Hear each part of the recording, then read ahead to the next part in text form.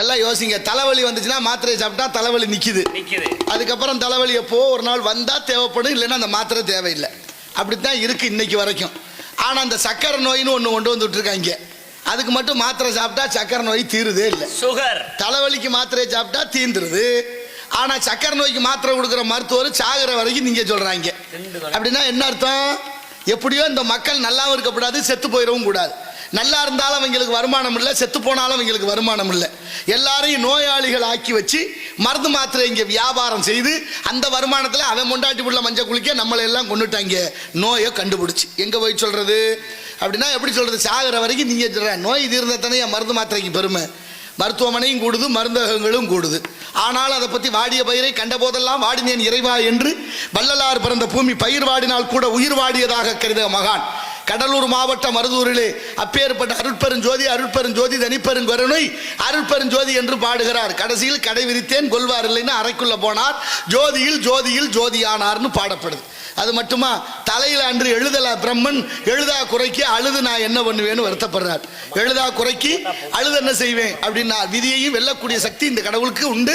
அந்த கடவுள் முருகப்பெருமானுக்கு உண்டு. வேள்விமலை சாரல் வந்த வினையும் வருகின்ற வல்வினையும் கந்தன் என்று சொல்ல கலங்குமே செந்தில் நகர் சேவகா என்று திருநீர் அணிபவர்க்கு மேவ வாராதே வினை என்றார் அருணகிரிநாதர். அப்பேற்பட்ட முருகப்பெருமான் அருணகிரியாருடைய விதியை மாற்றி அமைத்து இறக்க வேண்டியவரை பிழைக்க செய்து திருப்புகழ் பாட வைத்தார். 16,000 திருப்புகழ் நமக்கு கிடைத்திருக்கு. அதில் 16,000 எல்லாம் போச்சு. 1314 மட்டுமே நம்ம நாட்டில் இப்பொழுது இருக்கிறது. இப்படி மகத்துவமாய் இந்த கதைகள் எல்லாம் நம்ம நாட்டில் இருக்கு. உள்ளங்கோயிலும் உடம்பு ஆலயம் மூச்சுக்கு அத்தேச்சி வலிங்கும். அப்படின்னா என்ன அர்த்தம்? கோயிலும் மனித உடம்பும் ஒன்றுன்னு சொல்றார். கோயிலும் மனித உடம்பும் ஒன்றுன்னு சொன்னா கோயிலை நினைக்கிறது மாதிரி இந்த உடம்பை நினைக்கணும். யாரு கேட்குறா? கேட்க ஆள் இல்லை, சொல்ல ஆள் இல்லை. ஒருவேளை சொல்ல ஆள் இருந்தா அதை ஏற்க மனம் இல்லை. ஏற்க மனம் இருந்தாலும் அதை ஏளனம் செய்ய ஒரு கூட்டம். ஆலயம் தொழுவது சாலவும் நன்றுன்னு இந்த கிழவி நமக்கு பாட புத்தகத்தில் பாட வைத்தால், கோயில் இல்லாத ஊரில் குடியிருக்க கூடாது என்பது பழமொழி. கோயில் விளங்க குடும்பம் விளங்கணும்னு ஆன்றோர்களுடைய வாக்கு. 1008 கோயில் சிவன் கோயில், 108 கோயில் பெருமாள் கோயில். அத்தனை கோயிலும் மன்னர்கள் காலத்திலே கட்டி இருக்கிறார்கள். கோயிலை கட்டி கோயிலுக்கு பக்கத்திலேயோ எதிரையோ ஒரு குளத்தை வெட்டி வச்சு இந்த மக்கள் எல்லாம் செம்மையோடு வழிபட வேண்டும், செம்மையாக இருக்க வேண்டும் என்ப நல்ல நோக்கத்தோடு செய்யப்பட்டதான் இந்த ஆன்மீகம். ஆன்மீகம் தான் ஒரு மனிதனை நல்ல பக்குவப்படுத்தும். ஆன்மீகம் தான் மனிதனுக்கு நல்ல சிந்தனையை வளர்க்கும். ஆன்மீகம் தான் ஒரு மனிதனுக்கு நல்ல புத்தியை கொடுக்கும். ஆன்மீகத்தோடு சேர்ந்த கல்விதான் ஒரு மனிதனுக்கு நல்ல ஒழுக்கத்தை கற்றுக் கொடுக்கும் என்று வள்ளுவர் கூட அழகாக ஒரு பாடல் வைத்தார். கற்றதனால் ஆய பயனன் கொள்வான் நற்றார் தொழாரெனின் என்று. ஆனால் அப்படியா இருக்கு இன்றைக்கு இருக்கக்கூடிய ஆன்மீகம்?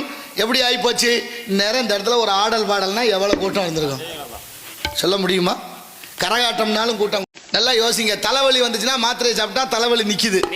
அதுக்கப்புறம் தலைவலி எப்போ ஒரு நாள் வந்தா தேவைப்படும், இல்லைன்னா அந்த மாத்திரை தேவையில்லை. அப்படித்தான் இருக்கு இன்னைக்கு வரைக்கும். ஆனா அந்த சக்கரை நோயின்னு ஒண்ணு கொண்டு வந்துட்டு இருக்காங்க. அதுக்கு மட்டும் மாத்திரை சாப்பிட்டா சக்கரை நோய் தீருதே இல்லை. சுகர் தலைவலிக்கு மாத்திரையை சாப்பிட்டா தீந்துருது. ஆனா சக்கரை நோய்க்கு மாத்திரை கொடுக்குற மருத்துவர் சாகிற வரைக்கும் நீங்க சொல்றாங்க. அப்படின்னா என்ன அர்த்தம்? எப்படியோ இந்த மக்கள் நல்லாவும் இருக்கக்கூடாது, செத்து போயிடவும் கூடாது. நல்லா இருந்தாலும் அவங்களுக்கு வருமானம் இல்லை, செத்து போனாலும் அவங்களுக்கு வருமானம் இல்லை. எல்லாரையும் நோயாளிகள் ஆக்கி வச்சு மருந்து மாத்திரை இங்கே வியாபாரம் செய்து அந்த வருமானத்தில் அவன் முண்டாட்டி புள்ள மஞ்சள் குளிக்க நம்மளை எல்லாம் கொண்டுட்டாங்க. நோயை கண்டுபிடிச்சி எங்கே போய் சொல்றது? அப்படின்னா எப்படி சொல்றது? சாகிற வரைக்கும் நீங்க சொல்ற நோய் தீர்ந்த தானே மருந்து மாத்திரைக்கு பெருமை. மருத்துவமனையும் கூடுது, மருந்தகங்களும் கூடுது. ஆனால் அதை பற்றி வாடிய பயிரை கண்ட போதெல்லாம் வாடினேன் இறைவா என்று வள்ளலார் பிறந்த பூமி பயிர் வாடினால் கூட உயிர் வாடியதாக கருத மகான். கடலூர் மாவட்டம் மருதூரிலே அப்பேற்பட்ட அருட்பெருஞ்சோதி அருட்பெருஞ்சோதி தனிப்பெருங்கருணை அருட்பெருஞ்சோதி என்று பாடுகிறார். கடைசியில் கடை விரித்தேன் கொள்வார் இல்லைன்னு அறைக்குள்ள போனார், ஜோதியில் ஜோதியில் ஜோதியானார்னு பாடப்படுது. அது மட்டுமா? தலையில் அன்று எழுதல பிரம்மன், எழுதா குறைக்கு அழுது நான் என்ன பண்ணுவேன்னு வருத்தப்படுறார். எழுதா குறைக்கு அழுது என்ன செய்வேன் அப்படின்னா விதியையும் வெல்லக்கூடிய சக்தி இந்த கடவுளுக்கு உண்டு. அந்த கடவுள் முருகப்பெருமானுக்கு உண்டு. வேள்விமலை சாரல் வந்த வினையும் வருகின்ற வல்வினையும் கந்தன் என்று சொல்ல கலங்குமே செந்தில் நகர் சேவகா என்று திருநீர் அணிபவர்க்கு மேவ வாராதே வினை என்றார் அருணகிரிநாதர். அப்பேற்பட்ட முருகப்பெருமான் அருணகிரியாருடைய விதியை மாற்றி அமைத்து இறக்க வேண்டியவரை பிழைக்க செய்து திருப்புகழ் பாட வைத்தார். 16,000 திருப்புகழ் நமக்கு கிடைத்திருக்கு. அதில் 16,000 எல்லாம் போச்சு. 1314 மட்டுமே நம்ம நாட்டில் இப்பொழுது இருக்கிறது. இப்படி மகத்துவமாய் இந்த கதைகள் எல்லாம் நம்ம நாட்டில் இருக்கு. உள்ளங்கோயிலும் உடம்பு ஆலயம் மூச்சுக்கு அத்தேச்சி வலிங்கும். அப்படின்னா என்ன அர்த்தம்? கோயிலும் மனித உடம்பும் ஒன்றுன்னு சொல்றார். கோயிலும் மனித உடம்பும் ஒன்றுன்னு சொன்னா கோயிலை நினைக்கிறது மாதிரி இந்த உடம்பை நினைக்கணும். யாரு கேட்குறா? கேட்க ஆள் இல்லை, சொல்ல ஆள் இல்லை. ஒருவேளை சொல்ல ஆள் இருந்தா அதை ஏற்க மனமில்லை. ஏற்க மனம் இருந்தாலும் அதை ஏளனம் செய்ய ஒரு கூட்டம். ஆலயம் தொழுவது சாலவும் நன்றுன்னு இந்த கிழவி நமக்கு பாட புத்தகத்தில் பாட வைத்தால், கோயில் இல்லாத ஊரில் குடியிருக்க கூடாது என்பது பழமொழி. கோயில் விளங்க குடும்பம் விளங்கணும்னு ஆன்றோர்களுடைய வாக்கு. 1008 கோயில் சிவன் கோயில், 108 கோயில் பெருமாள் கோயில். அத்தனை கோயிலும் மன்னர்கள் காலத்திலே கட்டி இருக்கிறார்கள். கோயிலை கட்டி கோயிலுக்கு பக்கத்திலேயோ எதிரையோ ஒரு குளத்தை வெட்டி வச்சு இந்த மக்களெல்லாம் செம்மையோடு வழிபட வேண்டும், செம்மையாக இருக்க வேண்டும் என்ப நல்ல நோக்கத்தோடு செய்யப்பட்டதான் இந்த ஆன்மீகம்.